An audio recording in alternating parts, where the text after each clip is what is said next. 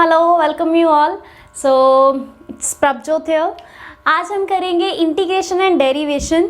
जितने भी उसके कॉन्सेप्ट फिज़िक्स के अंदर यूज़ होते हैं तो हमें सिर्फ वही कवर करने हैं, ज़्यादा डीपली हम नहीं जाएंगे। ज़्यादा डीपली जो वीडियो है वो ऑलरेडी अपलोडेड है चैनल पे मैथ्स वाले स्टूडेंट्स के लिए, डेरिवेशन एंड इंटीग्रेशन क्लास +2 की। ओके, बट यहाँ हमें just physics point of view से करना है कि +1 2 के अंदर हमें फिज़िक्स के अंदर इंटीग्रेशन एंड डेरिवेशन किस लिमिट तक यूज़ करनी है या किस लिमिट तक हमें चाहिए, तो हम जस्ट उसी लिमिट तक basic integration and derivation solve करनी आज देखेंगे यहाँ पे। So let's start. सबसे पहले हम बात करते हैं डेरिवेटिव की। ओके, तो सबसे फर्स्ट जो हमारा आज टॉपिक होगा वो होगा derivative, then will move on to integration. Derivative is like जैसे आप क्लास 9th 10th में पढ़ते हो, वेलोसिटी की डेफिनेशन में आप पढ़ते हो rate of change of velocity, है ना। दैट चेंज वर्ड जो यूज़ करा जाता है, ऐसे एक्सेलरेशन में लिखते हैं change of velocity per unit time, है ना। सो जो चेंज वर्ड हम यूज़ करते हैं इन डेरिवेटिव का case, so that change word को हम क्या बोलते हैं, डेरिवेटिव, और उसको रिप्रेजेंट करा जाता है डी के साथ। Clear, d upon d t. Upon d t का मतलब क्या हो गया कि with respect to time whatever thing is here, if it's changing with respect to time तो नीचे आएगा डी टी। अगर सपोज कर लो कुछ भी और चीज़ है, कोई फैक्टर है जो डिस्टेंस के साथ चेंज हो रहा है, तो यहाँ पे मैं क्या लिख दूंगी, एस या एक्स, ठीक है, जिसके भी साथ आप डिस्टेंस को रिप्रेजेंट कर रहे हो, तो नीचे एस आ जाएगा। बट फिजिक्स के अंदर ना almost everything is changing with respect to time, so we'll use t here. Okay, ज़्यादा डीपली आपको मैथ्स में ही आएगा तो यहाँ पे हम इतना नहीं करेंगे। So d upon d t is known as derivative. Clear, now come to basic formula of derivative. Suppose मेरे पास यहाँ पे x⁴n है जिसका मुझे डेरिवेटिव फाइंड करना है। d upon d T of xn मतलब डेरिवेटिव ऑफ x⁴n। क्लियर, इसके लिए बेसिक फॉर्मूला क्या होता है कि n की पावर जो है वो हम आगे ले आएंगे, सॉरी x की जो पावर है, x की पावर जो है वो आगे आ जाएगी लाइक दिस, पीछे x है एज इट इज। पहले उसकी पावर कितनी थी, n, अभी उसकी पावर क्या हो जाएगी, n-1, क्योंकि एक पावर तो आप आगे ही ले आए, पीछे क्या बच गया, उससे एक factor come, n-1। Clear, so this is derivative of x⁴n। Done. Now एक और चीज़ देखने वाली है यहाँ पे जो आपको माइंड में रखनी है, आई मीन ध्यान रखनी है इसकी सॉल्वेशन के टाइम। यहाँ जैसे x है ना, तो यहाँ x के साथ जो नीचे वेरिएबल होगा वो चेंज होना चाहिए। Change in the sense like x is changing with respect to time. अगर x और x नीचे आ जाता है तो आंसर कुछ और हो जाएगा, क्योंकि नीचे भी x है ऊपर भी x है तो आंसर कुछ और हो जाएगा। ओके, सो यहाँ आपको ध्यान रखना है, जस्ट फिजिक्स के पॉइंट ऑफ व्यू से बता रही हूँ, इस चीज़ को माइंड में रखना। ओके, मैथ्स के अंदर ज़्यादा डीप जाएंगे कॉन्सेप्ट्स, बट यहाँ हम नहीं ज़्यादा डीपली करेंगे इसको। क्लियर, ये हो गया। नाउ अभी एक बार आपको इंटीग्रेशन का जस्ट नहीं, अभी रहने दो, इंटीग्रेशन नहीं, अभी हम पहले एक दो एग्जांपल्स के साथ को सॉल्व करते हैं, नहीं तो तुम लोग कंफ्यूज हो जाओगे। So for example x² + 3x + 2, इस चीज़ का हमें फाइंड करना है derivative with respect to time. Okay, यहाँ पे ये जो dt है ना, ये ऑलवेज नीचे लिखा जाता है, d अपॉन dt, आप इसको साथ में नहीं लिख सकते। क्लियर, और इसके बिना डेरिवेटिव हो भी नहीं सकता। या तो आपको वर्डिंग की फॉर्म में लिख के आ जाएगा कि derivative of this with respect to time, तो वो विद रिस्पेक्ट टू का मतलब यही हो जाता है। अगर वर्डिंग में नहीं लिखा हुआ, सिंपल लिखा है कि फाइंड डेरिवेटिव ऑफ दिस, तो ये चीज़ आप खुद लिखोगे, d upon dt। Clear, now use this formula. यही सेम फार्मूला यूज करके हमें इसका डेरिवेटिव फाइंड करना है। फर्स्ट ऑफ ऑल x² के ऊपर आ जाओ, इसको सेपरेट भी कर सकते हैं हम for better understanding. d upon d T of x², d upon d T of 3x, d upon d T of 2। Okay, तीन अलग अलग टर्म्स की आ गई। तो देखो डेरिवेटिव क्या आएगा इनका, अगर मैं यहाँ पे फॉर्मूला यूज करती हूँ, एक्स रेज टू पावर 2 है, मैंने क्या बोला था, पावर सबसे पहले आगे आ जाएगी, सो राइट डाउन 2 हियर, एक्स की जो एक्स है वो एज इट इज, उसकी पावर पहले जितनी थी उससे एक फैक्टर कम करके यहाँ लिखनी है, तो पहले यहाँ 2 थी, अब यहाँ क्या आ जाएगा 2 - 1। नाउ 3 इज कॉन्स्टेंट है ना, तो यहाँ पे इसका कोई फर्क नहीं पड़ेगा, इसको कोई इफेक्ट नहीं होगा, तो टेक इट एज कांस्टेंट, इसको बाहर ले लो, ठीक है जी। यहाँ देखो ये इस 3 को मैं यहाँ लिख सकती हूँ बाहर डेरिवेटिव के, क्योंकि इसका डेरिवेटिव हो ही नहीं सकता, डेरिवेटिव के लिए वेरिएबल चाहिए होता है। Now here we have variable x, x अगर अकेला है तो इट्स अंडरस्टूड कि x की पावर क्या है 1, सो इट मीन्स 1 उसकी पावर आगे आ जाएगी, पीछे क्या रह जाएगा उसकी एक पावर कम, मतलब 0, 1 - 1। नाउ यहाँ पे देखो 2, मैंने आपको अभी क्या बोला था कि कांस्टेंट का डेरिवेटिव नहीं होता, यहाँ पे भी कांस्टेंट है, इसका भी डेरिवेटिव नहीं होगा, but there is a difference है ना, there is a great difference. यहाँ पे जो 3 था उसके साथ वेरिएबल पड़ा था है ना, तो हमने क्या करा, 3 को बाहर रख के चुपचाप अंदर x को सॉल्व कर दिया, क्लियर, तो आंसर कुछ ऐसा आ गया। But now this constant number is alone here, अगर ये अकेला यहाँ पे है, इसके साथ कोई वेरिएबल नहीं है, तो इसका जो डेरिवेटिव है वो क्या हो जाएगा 0। So this you have to remember in your mind कि derivative of any constant term is 0, clear, किसी भी कांस्टेंट टर्म का जो डेरिवेटिव है वो क्या हो जाता है 0। सो ये तो डायरेक्ट हो गया 0 बिना किसी बात की।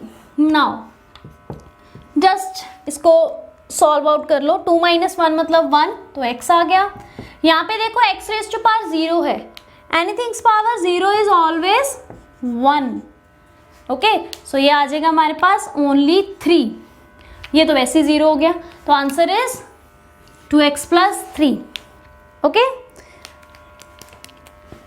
क्लियर। नाउ बच्चे you can take screenshot also. Now come to integration.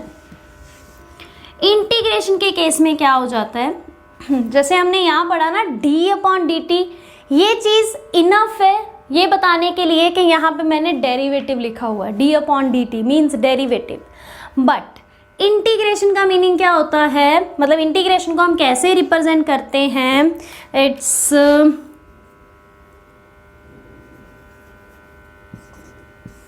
this, okay, this is the sign used to denote integration, okay।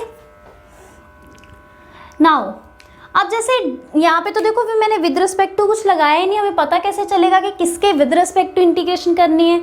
जैसे डेरिवेटिव मैंने आपको बोला कि यहाँ अगर डेरिवेटिव है तो विद रिस्पेक्ट टू बताया जाएगा, वो विद रिस्पेक्ट टू कहाँ आता था, नीचे डिनोमिनेटर में, बट यहाँ पे वो कहाँ आएगा, यहाँ पे इसके साथ, क्लियर, इसके बिल्कुल साथ में आएगा, यहाँ डिवाइड में नहीं जाएगा इसका जो विद रिस्पेक्ट टू वाली टर्म है। एंड वन मोर थिंग, यहाँ मैंने आपको बोला था सपोज अगर ऊपर वेरिएबल x है तो नीचे t हो सकता है ना, ऊपर x है नीचे t है, ऊपर x है नीचे x भी हो सकता है, ऊपर कुछ और है नीचे कुछ और है, it's possible in case of derivative, but it's not possible in case of integration. Integration के केस में ये चीज़ पॉसिबल क्यों नहीं है, क्योंकि यहाँ पे हमें क्या करना होता है, जो चीज़ d के साथ यहाँ पे है सिर्फ उसी यहाँ लाइक अगर यहाँ x है तो जितनी भी यहाँ फंक्शन के अंदर x वाली टर्म्स होंगी सिर्फ उसी की इंटीग्रेशन होगी, बाकी सारे will behave as a constant, okay. 2 minutes लो, इसको सोचो ध्यान से। जो भी d के साथ यहाँ पे फैक्टर होगा ना, लाइक अगर x है, t है, s है, v है, वॉट एवर इट इज, जो भी यहाँ पे होगा इस पूरे फंक्शन के अंदर, लाइक मैंने तो छोटा सा फंक्शन लिखा है x⁴n, तो पूरे फंक्शन के अंदर जो भी टर्म इसके साथ मिलती होगी सिर्फ उसी का इंटीग्रेशन होगी, बाकी क्या हो जाएंगे, कांस्टेंट, ओके। सो पहले हम जनरल फॉर्मूला देखते हैं, फिर मैं आपको एग्जांपल के साथ समझाती हूँ कि व्हाट आई वांट टू से।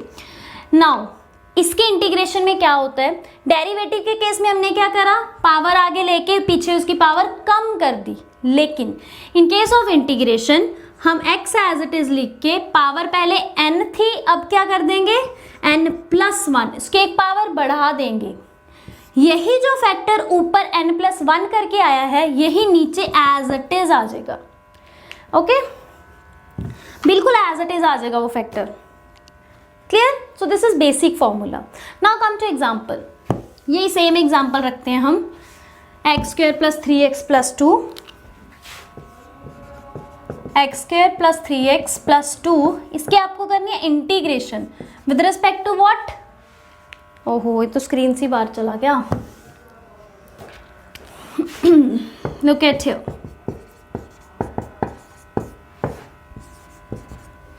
Okay, x² + 3x + 2 with respect to dx। तो इसको भी सेपरेट कर लेते हैं। x² dx, 3x dx, 2 dx। जैसे ये dx टर्म है, ये इन तीनों फैक्टर्स के साथ इक्वली मल्टीप्लाई होती है, जैसे हम मैथमेटिक्स में भी पढ़ते हैं। सो लगाओ ये फॉर्मूला, देखो क्या बनेगा। x⁻² है, यहाँ पे मैंने क्या बोला था, पावर को ऐड करेंगे, वही चीज़ नीचे लिख देंगे। x की पावर, ये तो अब हम सॉल्व ही कर रहे हैं ना, तो x की पावर आ गई 3 और वही 3 एज इट इज आ गया नीचे। Now come to this term.